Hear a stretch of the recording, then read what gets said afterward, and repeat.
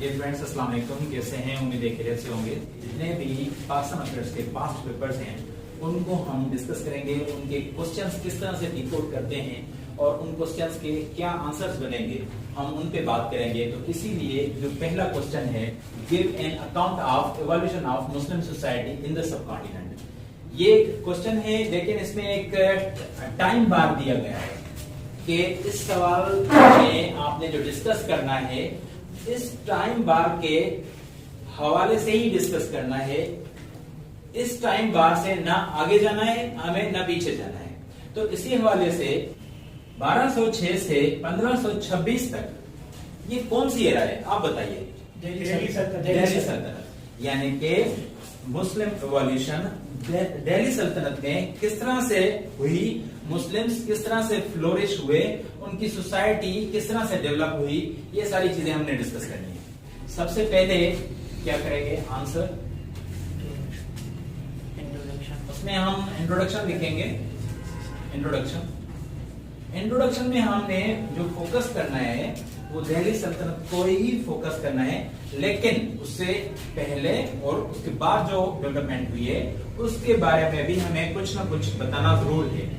बाकी जो पूरा आंसर है वो हम इस तरह से लिखेंगे जिसमें हम फोकस करेंगे दिल्ली सल्तनत, लेकिन इंट्रोडक्शन में दिल्ली सल्तनत से पहले और दिल्ली सल्तनत से बाद किस तरह से डेवलपमेंट हुई उनके लिए 2-2, 4-4 सेंटेंसेस जरूर लिखेंगे। ठीक है, ये ख्याल करना पड़ेगा। तो इंट्रोडक्शन लिखेंगे, इंट्रोडक्शन के बाद हम बताएंगे evolution of Muslim society in the subcontinent. ये हेडिंग बनेगी, मेन हेडिंग, सब कॉन्टिनेंट। तो इस हेडिंग के अंडर आप एक पैराग्राफ डेवलप करेंगे। उस पैराग्राफ में आप क्या लिखेंगे कि मुस्लिम सोसाइटी सब कॉन्टिनेंट में किस तरह से फ्लोरिश हुई इस टाइम बार में, जो टाइम बार हमें मिली हुई है। अगर इवोल्यूशन ऑफ मुस्लिम सोसाइटी लिखा हुआ हो और ये टाइम बार ना मिली हुई हो तो हम इसको कहां से शुरू करेंगे पता है आपको? From Muhammad bin Qasim, from 712 till today. अगर इस तरह से हम लिखेंगे इसको, ये टाइम बार ना मिली हुई हो, तो फिर ये सवाल आप पता है इसका जवाब किस तरह से बनाएंगे? एक एक जुमले में एक एक आप वाकया लेंगे और बताते जाएंगे। एक एक जुमला जो है ना वो ही बहुत इंपॉर्टेंट होगा, तब आप जाके पूरा जो आंसर है वो डेवलप कर पाएंगे, अदरवाइज नहीं कर पाएंगे।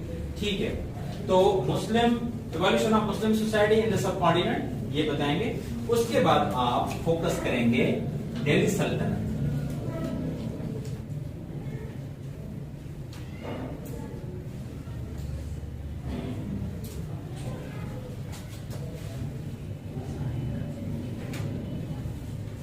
दिल्ली सल्तनत फ्रॉम 1206 to 1526। तो इसमें दिल्ली सल्तनत में तकरीबन 5 डायनास्टीज आती हैं। कौन सी हैं? हर एक डायनास्टी को लेके उसके अंदर जो मुस्लिम डेवलपमेंट हुई है, एवोल्यूशन हुई है, वो आपने लिखनी है, मेंशन करनी है। उसके बाद इस सवाल को आपने एंड करना है।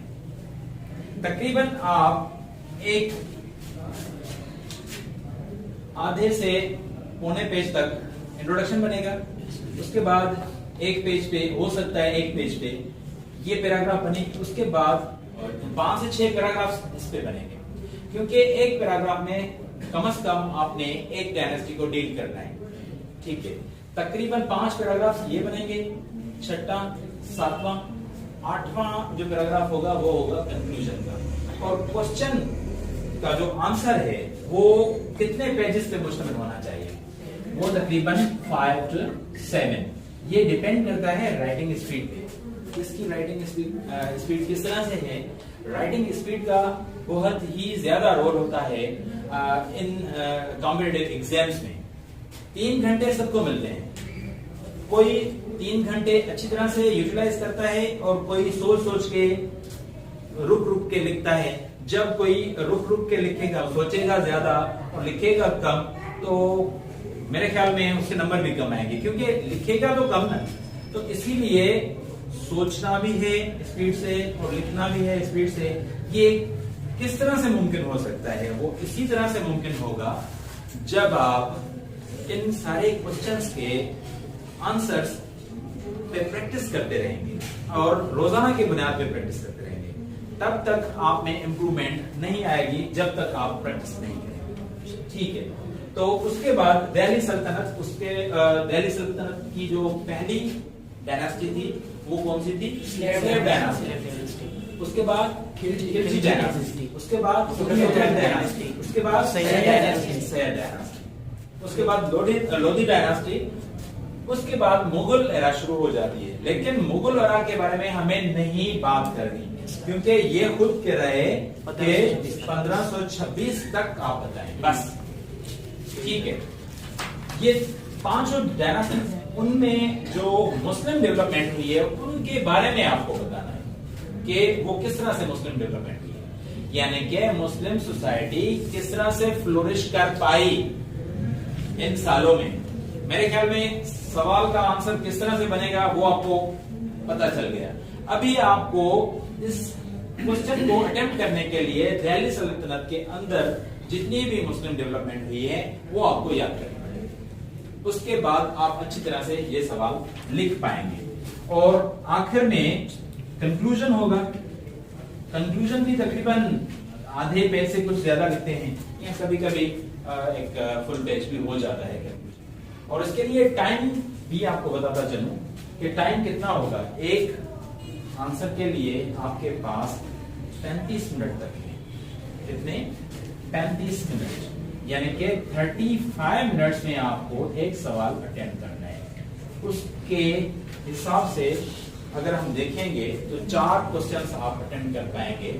तकरीबन 5 क्वेश्चंस होते हैं। 5 में से एक तो एमसीक्यूज का होता है 30 मिनट्स का, उसके बाद 30 मिनट्स वो निकल गए, बाकी कितने बचे?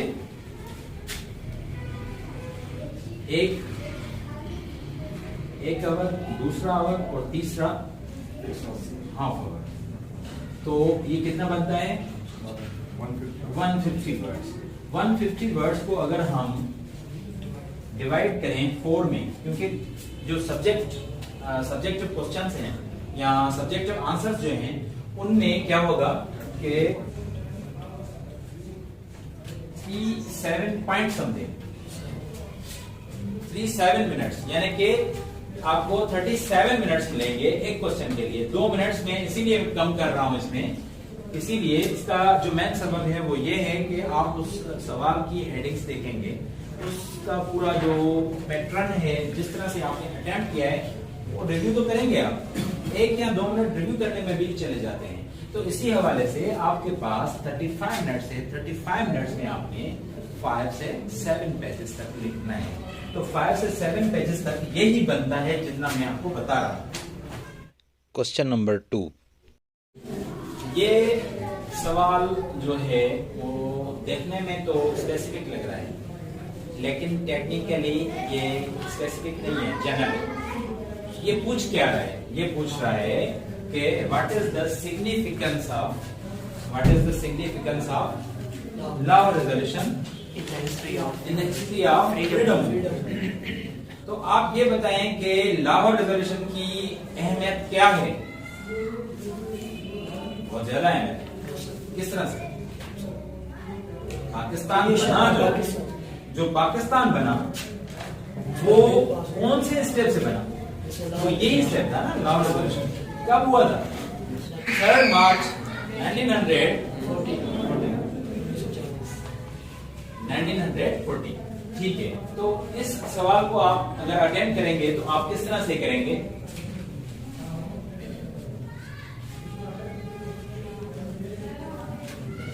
पहले तो आप इंट्रोडक्शन लिखेंगे।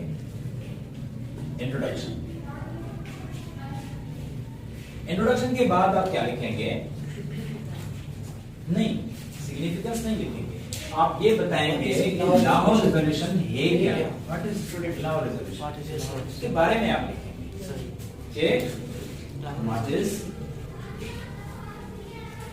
लाहौर रेजोल्यूशन। 1940। तो इसमें आप बताएंगे कि लाहौर रेजोल्यूशन में क्या क्या कौन सा रेजोल्यूशन पास हुआ था, उस रेजोल्यूशन के अंदर कौन से कंटेंट्स थे।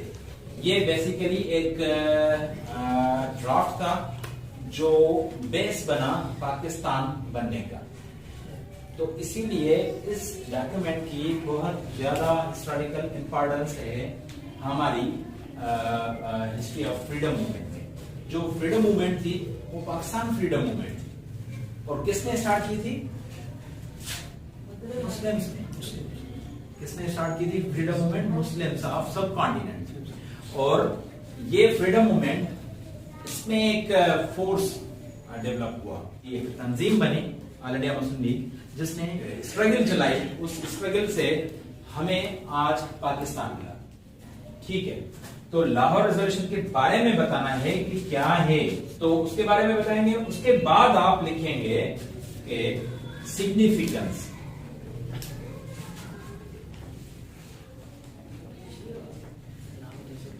Of Lahore resolution.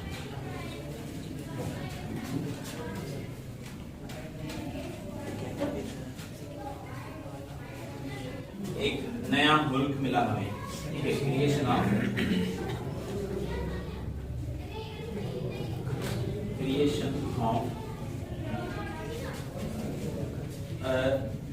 Separate Muslims homeland या होमलैंड फॉर मुस्लिम्स।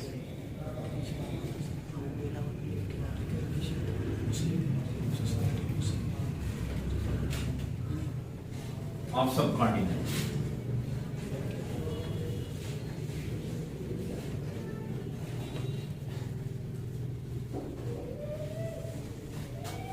ठीक है, एक तो हेडिंग ये। उसके अलावा sir, recognition of Muslims as a separate nation, इसकी वजह आप ये कह सकते हैं कि टू नेशन थ्योरी को एक सपोर्ट दी, सपोर्ट टू नेशन थ्योरी। ठीक है, अब आप क्या करेंगे, इन हेडिंग्स पे एक एक पैराग्राफ डेवलप करेंगे। Completion of Muslims dream, Muslims dream, support two nation theory. उसके बाद कंप्लीशन ऑफ मुस्लिम्स ड्रीम्स। ठीक है, ड्रीम कौन सा था मुस्लिम्स का? Separation, to have a separate homeland where they may be able to flourish their religious activities। ठीक है, उसके बाद फोर्थ हेडिंग क्या बन सकती है? मुस्लिम फ्रीडम सर हासिल हुआ, इसके बाद तो इधर separation creation of separate homeland है, उसमें आ गई।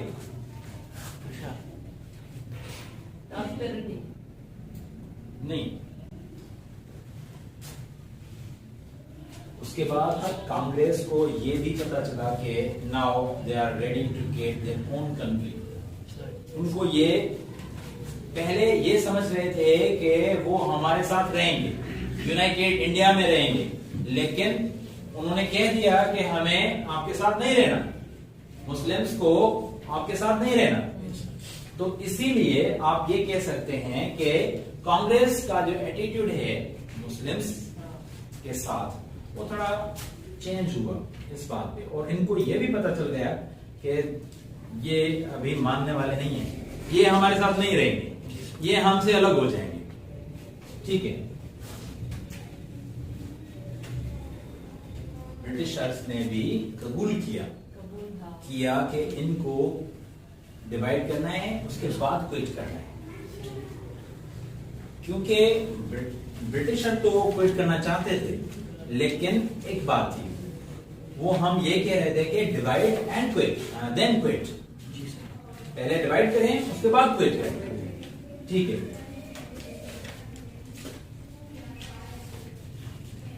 मेरे ख्याल में ये 5 हेडिंग्स काफी हैं इसमें सिग्निफिकेंस में, क्योंकि एक पैराग्राफ यहां बनेगा, एक पैराग्राफ ये बनेगा, और उसके बाद 5 पैराग्राफ ये बनेंगे।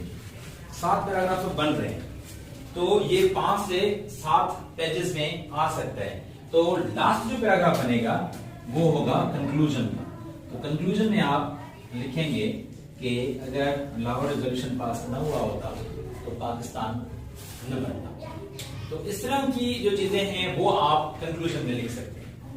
तो ये क्वेश्चन इस तरह से अटेम्प्ट किया जाएगा। Question number 3,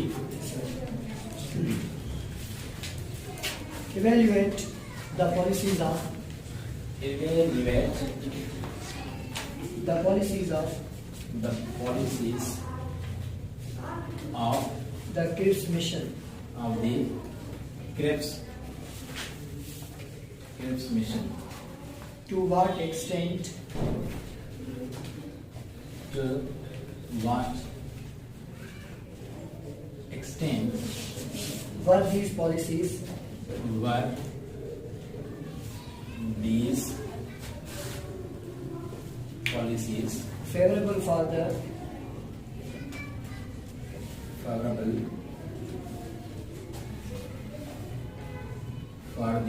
Muslims of subcontinent?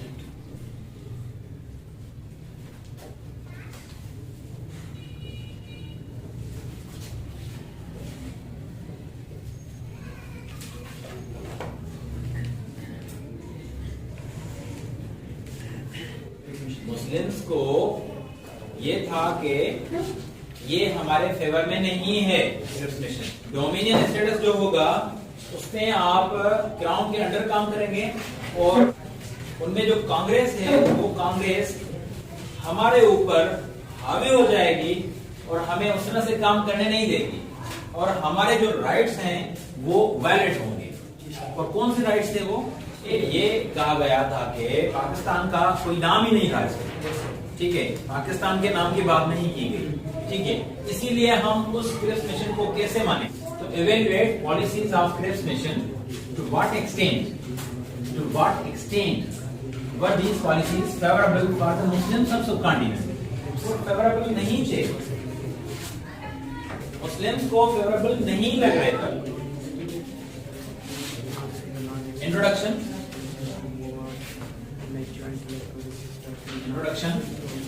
सबसे पहले आप इंट्रोडक्शन लिखेंगे। इंट्रोडक्शन लिखने के बाद आप बताएंगे क्रिप्स मिशन क्या है। क्रिप्स मिशन ये क्या है, इसके बारे में आप बताएंगे।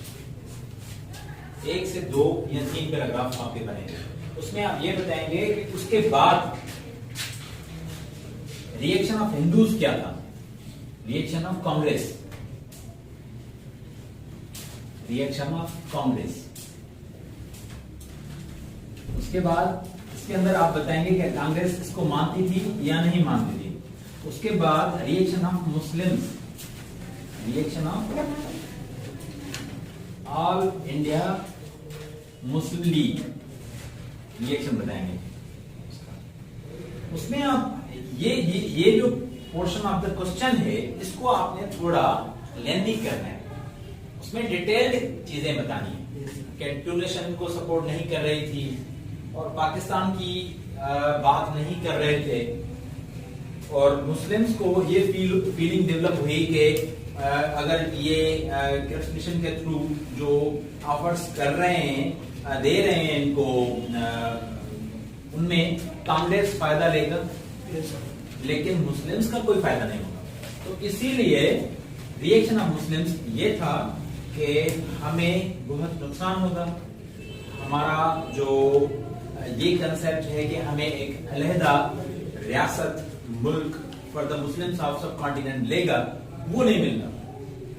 तो इसीलिए उनको फीलिंग ऑफ अनसर्टेनिटी थी। तो इस टॉपिक, इस हेडिंग के अंदर 2 से 3 हेडिंग्स आप और भी डेवलप कर पाएंगे। उसके बाद आखिर में होगा कंक्लूजन।